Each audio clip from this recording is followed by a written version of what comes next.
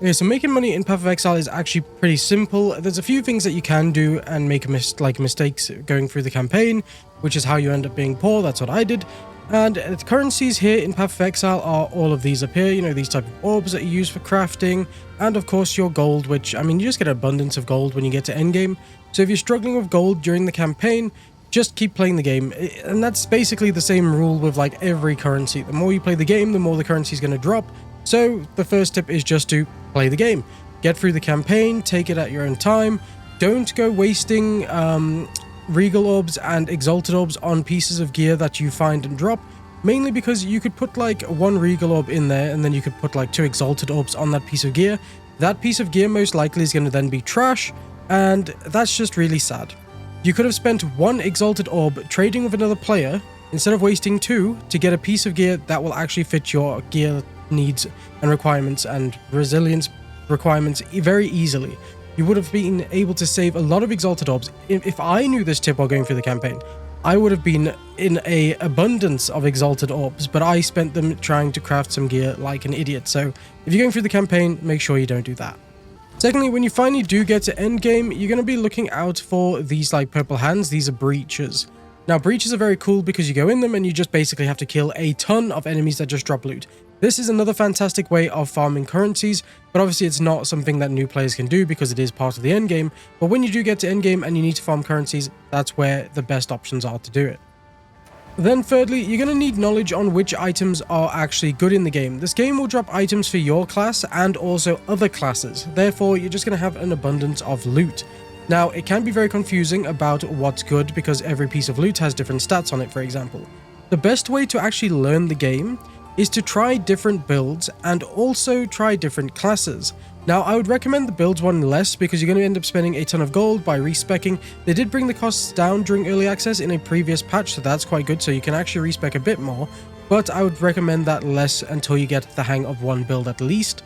And then swap over to some other classes and see what items those classes will use. Once you get the hang of what you're looking for those different classes and your own, you're going to understand the drops that actually appear. You're going to be like, that's a good item that could sell on the marketplace for at least an Exalted Orb or 2, and just so on.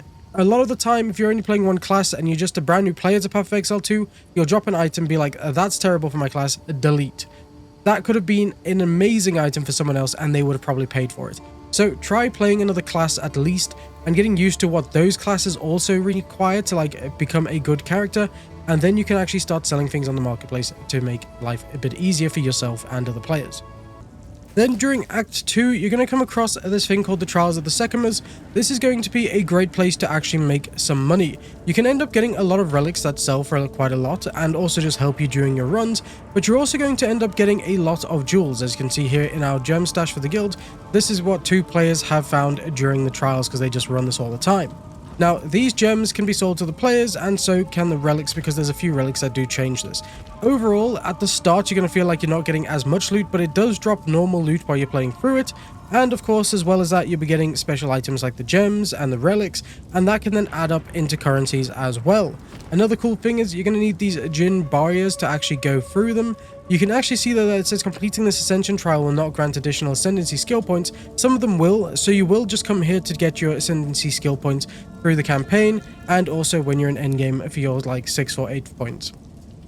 Now, there's also been some rumors around on the community where if you look at a piece of gear, you can see that it has a ton of stats. Some of the stats is like increased rarity, and some people are like, wow, that's it broken, rarity's broken. It's actually not. Some guy, I don't know his name, I'm afraid, he did like 16 days of farming with rarity and without rarity, and it does increase the chance of drops, but it doesn't increase the quality of the drop. So if you get normal blue items and yellow items, you're not going to see yellow items dropping more. You're going to see the same amount of those blue and yellow items dropping, but it's just going to be more loot that drops overall. So overall, a recommendation is like maybe get 2 pieces of gear with rarity on it if you want to, but you don't need to have like a build consisting around increased rarity because it's just not that good.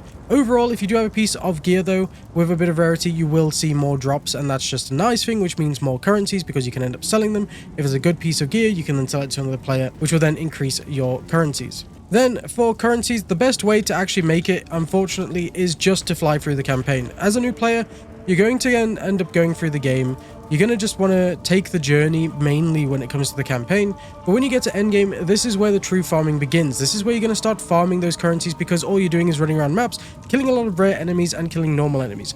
Everything drops in abundance. You're going to see a ton of items. You're going to see a ton of currencies. I actually recommend getting Neversink's loot filter for this as well, just because it's going to help you out find the more standout items that actually might be worth selling to another player. It's very confusing as a new player what that might be, but you can go and have a look at what Neversink's loot filter is, because it's just fantastic.